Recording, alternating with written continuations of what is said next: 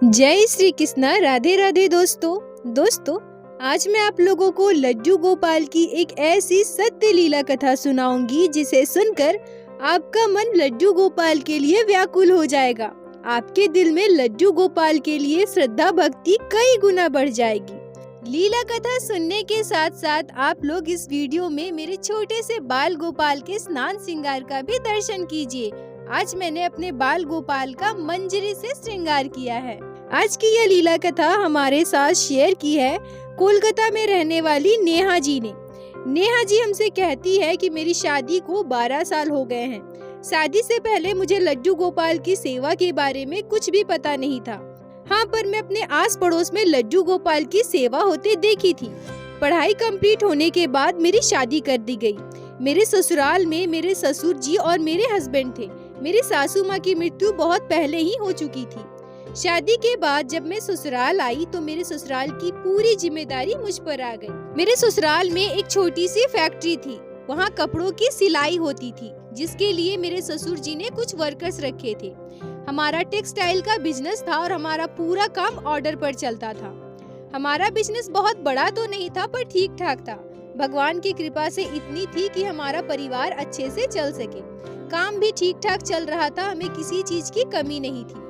जब मैं शादी के बाद ससुराल गई तो मेरे ससुर जी मुझसे कहते हैं कि बहू, तुम घर में पूजा पाठ किया करो, दिया बाती किया करो। जब तुम्हारी सासू माँ थी तो हमारे घर में डेली पूजा पाठ होता था।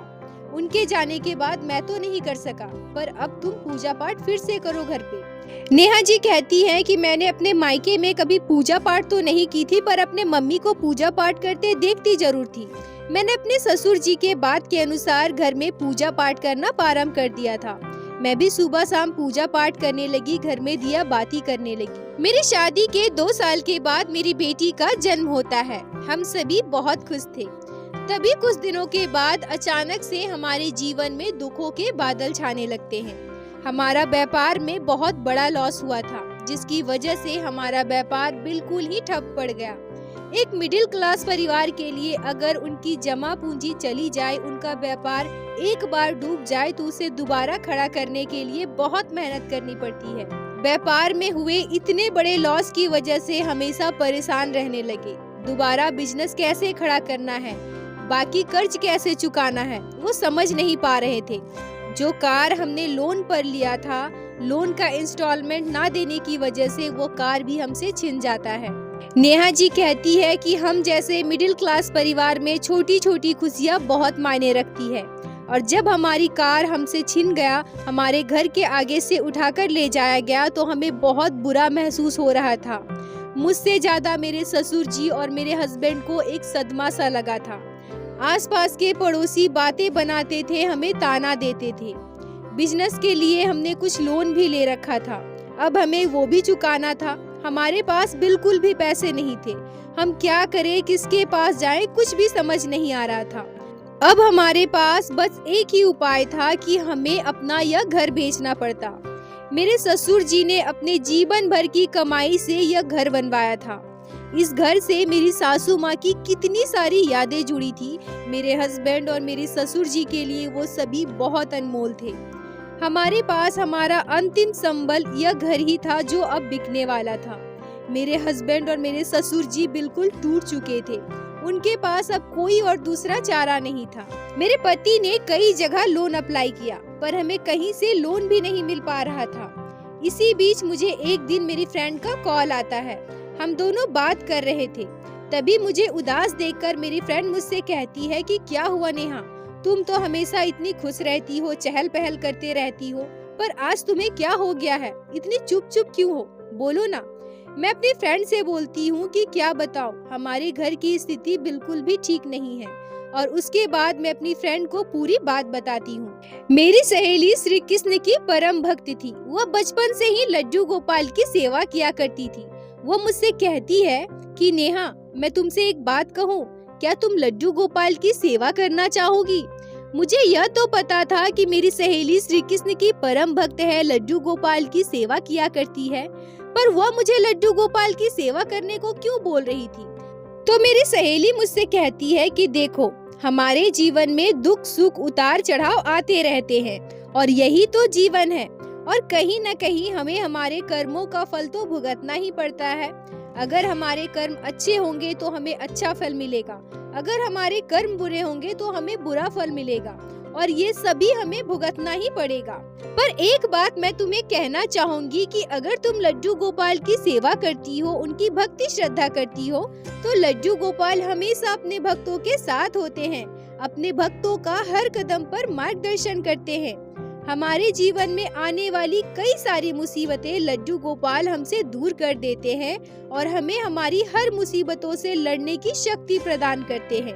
मेरी सहेली मुझसे कहती है कि देखो नेहा, मैं तुम्हें बस इतना कहना चाहूंगी कि हमारे जीवन में जो भी सारी समस्याएं चल रही हैं वो तो चलती ही रहेगी। हमारा जोर उस पे बिल्कुल भी नहीं है, ना हम उसे रोक सकते हैं, पर हमारे हाथ में यह है कि हम भगवान की सेवा करें, उनकी भक्ति करें। तो तुम अपने घर में लड्डू गोपाल को जरूर लेकर आओ, और देखना, यह मेरा विश्वास है कि लड्डू गोपाल के आने के बाद तुम्हारे जीवन से हर एक दुख दूर हो जाएगा। मुझे अपने लड्डू गोपाल पर पूरा विश्वास है। लड्डू गोपाल अपने भक्तों की आंखों में आंसू कभी नहीं देख सकते। तुम लड्डू गोपाल को घर लेकर आओ और उनकी सेवा आरंभ करो। मेरी सहेली की यह बात मेरे दिल को छू जाती है। मैं भी सोचती हूँ कि मेरे जीवन में जो भी चल रहा है उसे तो मैं रोक नहीं सकती, ना ही बदल सकती हूँ, पर भगवान की भक्ति, उनकी सेवा तो कर ही सकती हूँ ना। मैं अपनी सहेली से कहती हूँ कि ठीक है, तुम एक काम करो, तुम मेरे साथ कल बाजार चलो और मुझे एक प्यारे से लड्डू गोपाल के साथ उनकी जरूरत की सारी चीजें खरीदवा दो, और मुझे ये भी बता दो कि लड्डू गोपाल की सेवा विधि क्या है।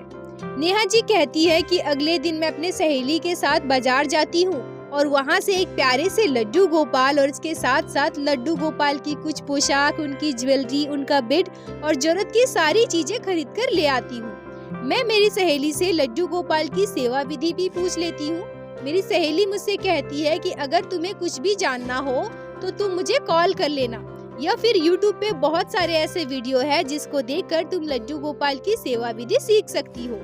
मैं लड्डू गोपाल को खुशी खुशी अपने घर ले आती हूँ और अपनी सहेली के कहे अनुसार पंचामृत से स्नान करवा के अपने घर के मंदिर में विराजित करती हूँ। जब मेरे ससुर जी घर पे आते हैं और लड्डू गोपाल को देखते हैं तो वो देखकर बहुत ही खुश हो जाते हैं। मेरे ससुर जी मुझसे कहते हैं कि बहू, तुम्हें पता था तुम्हारी सासू माँ कब से लड्डू गोपाल को हमारे घर लाना चाहती थी, इनकी सेवा करना चाहती थी, पर कभी भी वह संयोग नहीं बन पाया कि लड्डू गोपाल हमारे घर पे आए। पर देखो, शायद लड्डू गोपाल यही चाहते थे कि तुम उन्हें हमारे घर पर ले आओ, और लड्डू गोपाल आज हमारे घर पे आ गए। अब तुम लड्डू गोपाल की सेवा अच्छे से करो। नेहा जी कहती हैं कि हमारे जीवन में जो सारी समस्याएं चल रही थी वो तो चल ही रही थी, पर उसके साथ साथ मैं लड्डू गोपाल की सेवा करना प्रारंभ कर दी। लड्डू गोपाल को हमारे घर आए हुए लगभग 25 दिन हो गए थे। तभी एक दिन मेरे हस्बैंड मुझसे कहते हैं कि अब हमारे पास दूसरा कोई उपाय नहीं है, ना हमें कहीं से लोन मिल रहा है, ना ही हमारा कोई मदद कर रहा है। अब हमें लगता है कि यह घर बेचना ही पड़ेगा और कोई उपाय नहीं है। मेरे पति के मुंह से यह बात सुनकर मैं रोने लगती हूँ। मैं उनसे कहती हूँ कि हमारी छोटी सी बच्ची है, हम उसे लेकर कहाँ जाएंगे? भगवान ने हमारे साथ ऐसा क्यों किया? हमने किसका क्या बिगाड़ा था? मेरे हस्बैंड मुझसे कहते हैं कि तुम परेशान मत हो, फिलहाल हम कोई किराए का घर ले लेंगे और फिर देखते हैं आगे क्या करना है। लड्डू गोपाल को हमारे घर आए हुए अभी ज्यादा समय नहीं हुआ था, पर इतने ही दिनों में मैं लड्डू गोपाल से इस तरह से जुड़ गई थी कि मेरे साथ जो भी होता था मैं दौड़कर जाकर सबसे पहले अपने लड्डू गोपाल को बताती थी। मेरी सहेली ने जितनी सारी बातें मुझे लड्डू गोपाल के बारे में बताई थी, या फिर जो मैं वीडियो में देखती थी, लड्डू गोपाल की लीला कथा देखती थी, वो सारी बातें मेरे दिल पे लगती थी। मेरी भक्ति श्रद्धा लड्डू गोपाल के लिए इतने कम दिनों में ही बहुत ज्यादा बढ़ गई थी। मेरे मन में यह दृढ़ विश्वास था कि लड्डू गोपाल अगर हमारे साथ है तो हमारे साथ कभी कुछ गलत नहीं हो सकता है। चाहे मेरे जीवन में कितनी भी मुश्किलें आए, कैसा भी समय आए, मैं उसका सामना अच्छे से कर सकती हूँ, क्योंकि मेरे लड्डू गोपाल मेरे साथ हैं। मेरे हस्बैंड ने जब मुझसे यह कहा कि अब हमारा घर बिक जाएगा, तो मैं खुद को संभाल नहीं पाई और अपने गोपाल के पास जाकर बस बैठकर उन्हें देखती रही। मेरे मन में इतना दुख था, इतना तकलीफ था कि उस समय मेरे मुंह से कुछ भी नहीं निकल रहा था।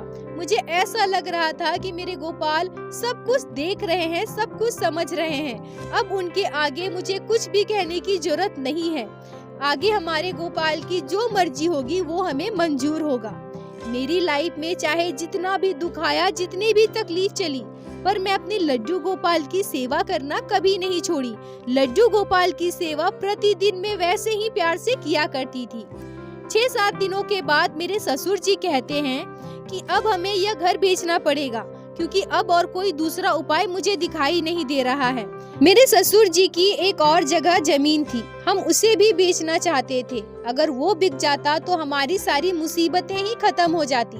पर उस समय हमें उस जमीन के लिए कोई खरीदार नहीं मिल रहा था, और अगर कोई मिल भी रहा था तो वो हमें उतनी अच्छी कीमत नहीं दे पा रहा था। वो कहते हैं ना दोस्तों, जब दुख आता है तो चारों तरफ से आता है।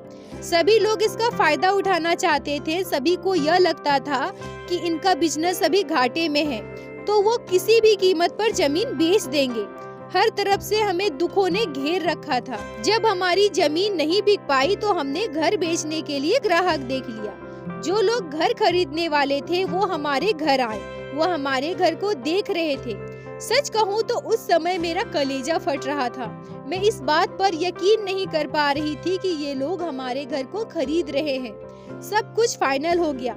हमें हमारी घर की अच्छी कीमत मिल रही थी। इससे हमारे सारे कर्ज भी खत्म हो जाते और हमारा बिजनेस भी फिर से स्टार्ट हो जाता। मेरे ससुर जी ने एग्रीमेंट पेपर बनाने को कहा। अगले 5 दिनों के अंदर हमारे इस घर का एग्रीमेंट होने वाला था। मेरे ससुर जी और मेरे हस्बैंड दोनों टूट चुके थे। वो हमसे कहते हैं कि अब हमें यह घर खाली करना पड़ेगा। इस घर का पूरा सामान कहीं और शिफ्ट करना पड़ेगा। जो भी जरूरत की चीजें हैं तुम अच्छे से सेट कर लो। हमें ये सब चीजें जल्दी करनी पड़ेगी। मैं अपने आंखों के आंसू को रोक नहीं पाती हूँ। मेरी बेटी मेरी गोद में थी। मेरी बेटी को लेकर मैं दौड़कर अपने घर के मंदिर में जाती हूँ और लड्डू गोपाल के आगे बैठकर खूब रोती हूँ। मैं उनसे कहती हूँ कि हे गोपाल, मुझे नहीं पता कि आपकी भक्ति कैसे की जाती है, आपकी सेवा कैसे की जाती है। मैं अज्ञानी हूँ और मैं यह भी नहीं कह सकती कि मैं आपकी सेवा बरसों से कर रही हूँ। मुझे अभी अभी आपकी भक्ति मिली है, आप मेरे जीवन में आए हो, यह मेरा सौभाग्य है।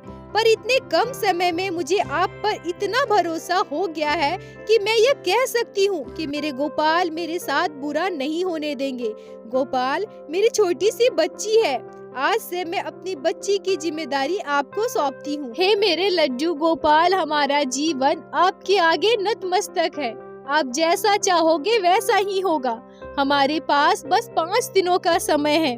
कुछ ऐसा कीजिए प्रभु कि हमसे हमारा घर न छिन पाए। और अब तो यह घर आपका ही है प्रभु।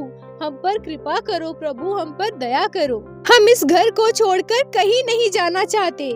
मेरे गोपाल, मैं आपको इस घर में लेकर आई थी और अब मैं आपको इस घर से लेकर कहीं और नहीं जाना चाहती।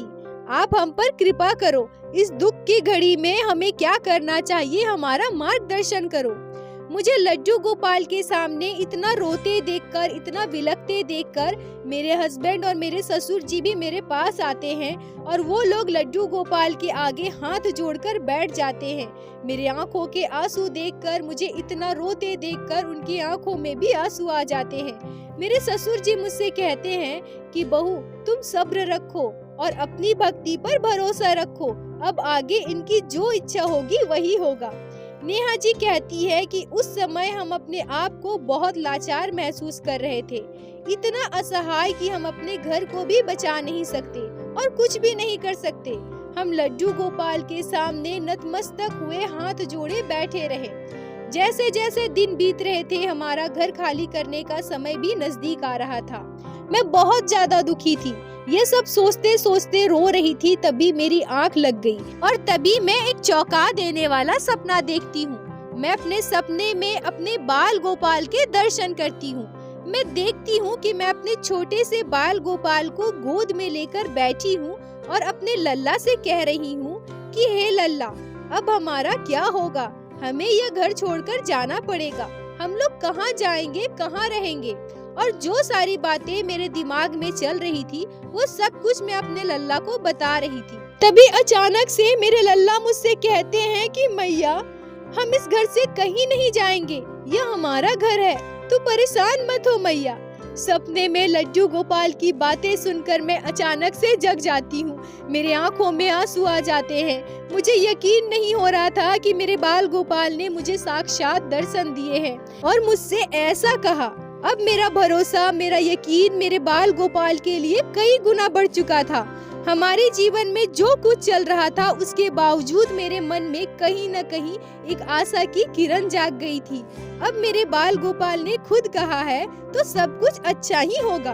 फिर भी मैं अपने सपने की बात किसी को नहीं बताती और अपने दिल में ही रखती हूँ। अंततः वह दिन भी आ गया जब हमें हमारा घर छोड़ना था। अगले दिन हमारे घर के एग्रीमेंट पेपर पर साइन होना था, फिर हमें यह घर छोड़कर जाना पड़ता। हम तीनों डाइनिंग टेबल पर चुपचाप बैठकर खाना खा रहे थे। कोई किसी से कुछ नहीं बोल रहा था। तभी हमारे जीवन में एक ऐसी घटना घटती है जिससे हमारा जीवन पूरी तरह से बदल जाता है। हमें हमारे लड्डू गोपाल के हमारे घर पर विराजित होने के साथ साथ हमारे साथ होने का साक्षात प्रमाण मिलता है। तभी मेरे ससुर जी के मोबाइल पर एक कॉल आता है जो उनके दोस्त का था। मेरे ससुर जी फोन उठाकर स्पीकर पर करके टेबल पर रख देते हैं। उनके दोस्त कहते हैं कि तुम जो जमीन बेचना चाहते थे ना, उसके लिए एक अच्छा ग्राहक मिला है और वो तुम्हें उतनी ही कीमत देगा जितना तुम चाहते हो। बोलो बात करूं क्या? मेरे ससुर जी यह बात सुनकर बहुत खुश हो जाते हैं। हमें कहीं से यह उम्मीद नहीं थी कि हमारा जमीन अभी बिक भी सकता है।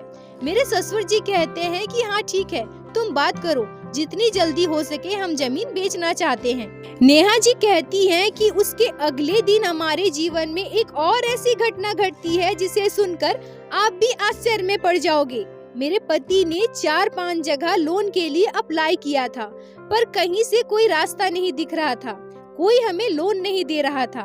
अगले दिन हमें बैंक से कॉल आता है कि आपका लोन जो आपने अप्लाई किया था वो अप्रूव हो गया है, आप बैंक में आ जाइए और आगे का प्रोसेस कर लीजिए।